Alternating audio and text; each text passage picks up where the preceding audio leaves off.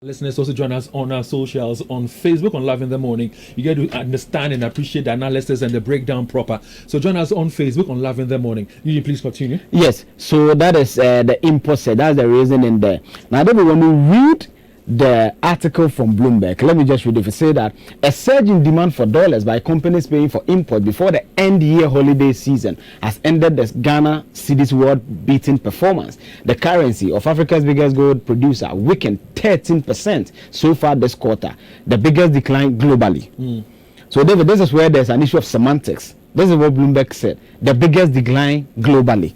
So if someone says it's the worst performing currency, per this description, for me, it fits. And they are saying that when you look at this third quarter, and you know the first quarter begins January to March, then April to June is the second quarter, then July to September is the third quarter, then October to December is the fourth quarter.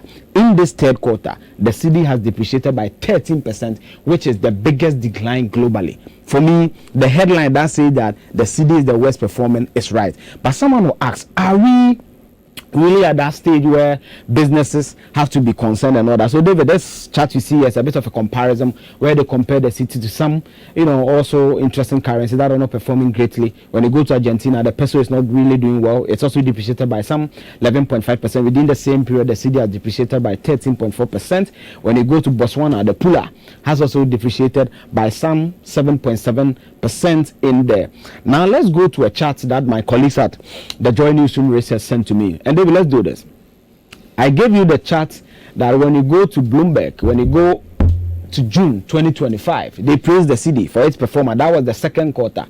So when you look at this chart, they were praising the cedi as the best performing currency in the world in the second quarter. That is between April, May, and June. But from July to September, it's now the worst performance. Or if you like, if I should quote Bloomberg for you, it's what? The biggest decline globally when it comes to the currency. What is the reason? This is the reason, David. This is the historic performance of the cedi for a long time. You can see that in February, the cedi was hovering around 15.7%.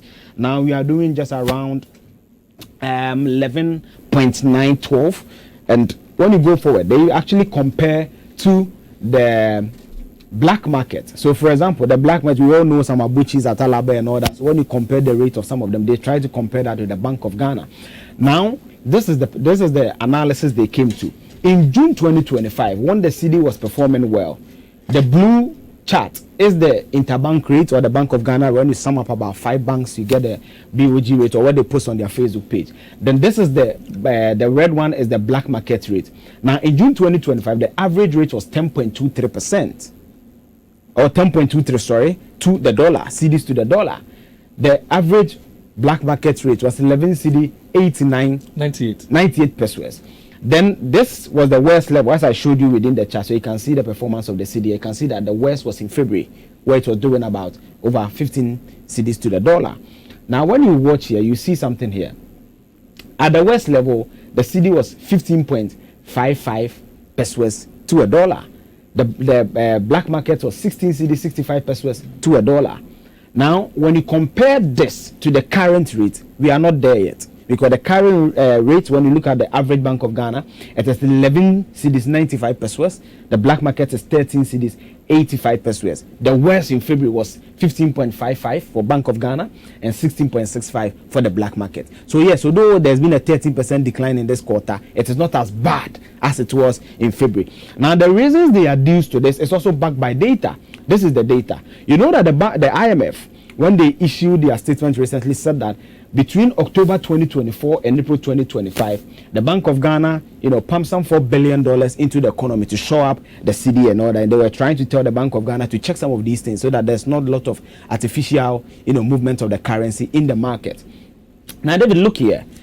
I told you that when you read the Bloomberg study, this is what they said. They said that a surge in demand for dollars by companies paying for import before year-end holidays has ended Ghana cedi's world-beating performance. So the Bloomberg didn't just write the article that the cedi is performing badly. They gave the reason, and the reason is backed by data. This is the data. When you look at our import bill, for example, in 2022, we did about 7.4 billion. 2023 we did about 6.5 billion. 2024 7.5 billion. 2025 we are doing 8.2 billion.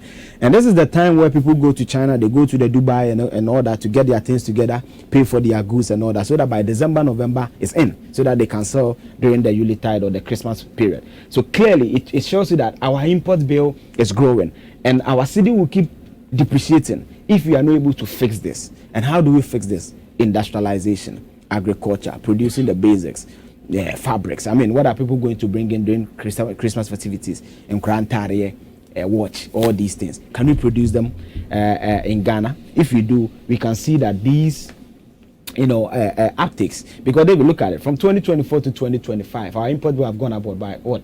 Some $700 million, because this is in dollars.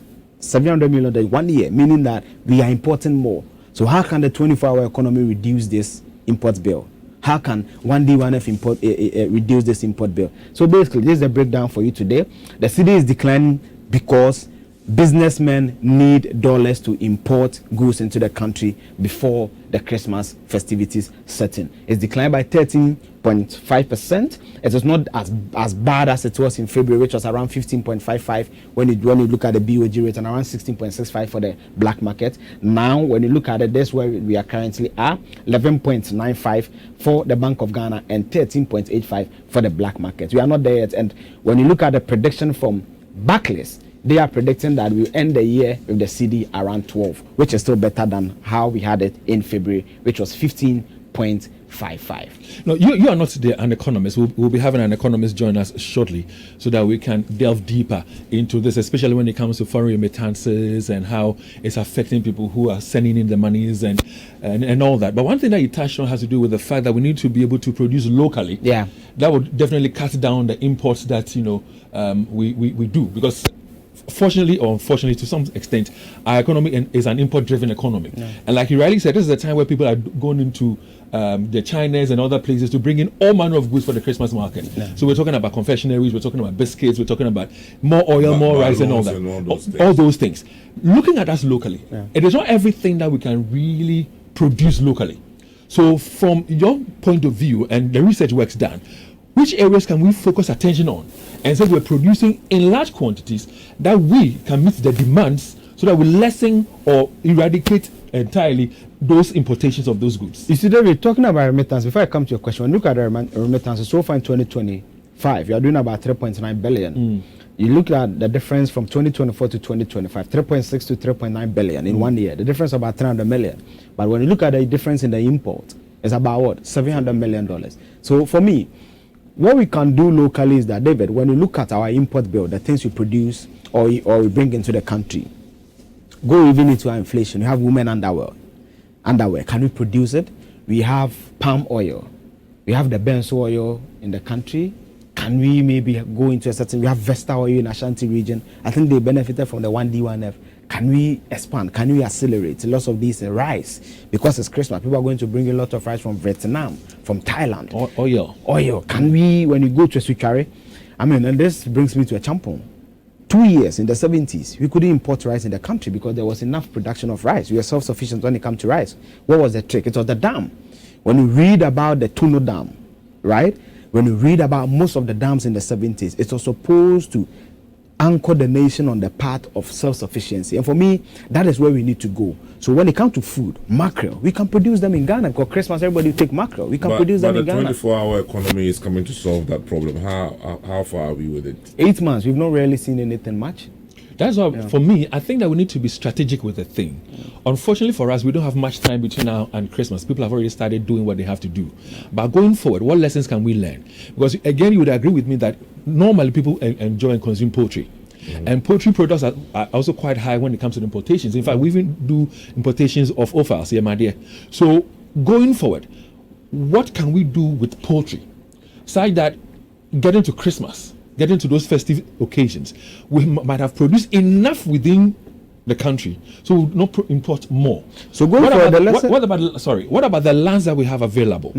How can we say we're going to, cultivate, produce rice, such that we'll reduce the rice importation from these, Vietnam and co. What practical measures do we need to put in place?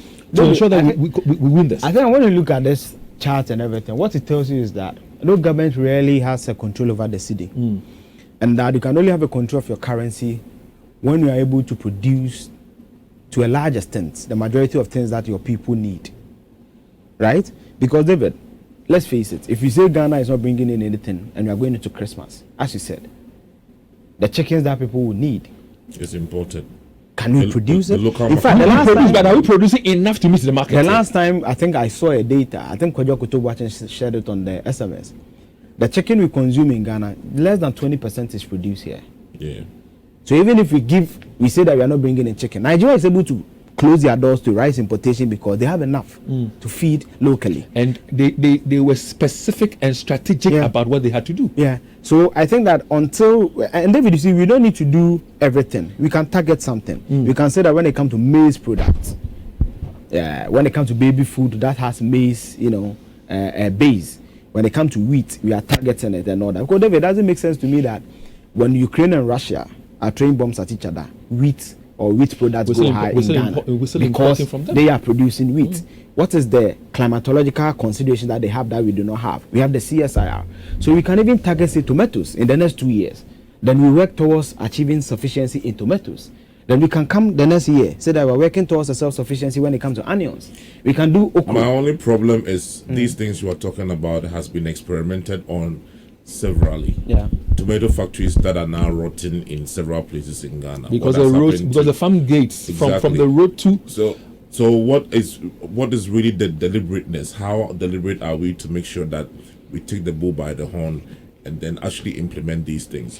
Because fish production, now they are begging people to eat more catfish and tilapia so that they can show up the consumption and then reduce. But how much is one tilapia or how much is one catfish? You want to know how affordable it is. How affordable it is. Because if I go to the supermarket, the cold store, and I can buy fish at 20 cedis, but the one that you are telling me to buy, the Bakutu scales where is 150. How are we going to? That is why I keep saying or asking, what specific items can we pick up?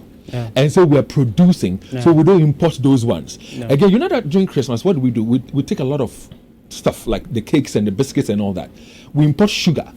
So why can't we find factories where we can produce these biscuits? For me, for example, I love the Piccadilly biscuits, and Piccadilly, I'm told, is produced in Ghana.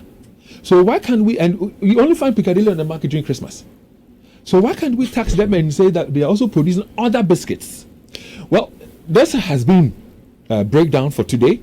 We have invited Professor Abdulaziz, who is an economist and a finance person, to come and answer some of the questions for us, so we would appreciate and understand it better. David, let me say something before Prof takes over. And I know he was listening when he was coming. Yeah. Now, David, listen to something.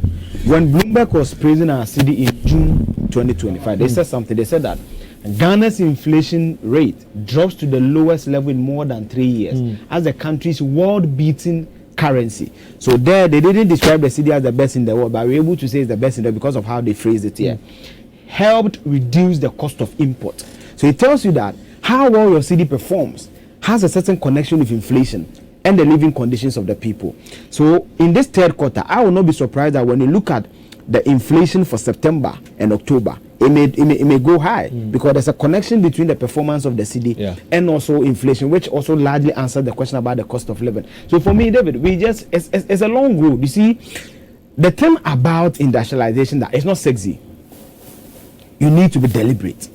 Is it tomatoes we can do in the short possible time? We do. Is it onions? And I believe that will help show up our currency. If you say we need to be deliberate, we need to be strategic about it.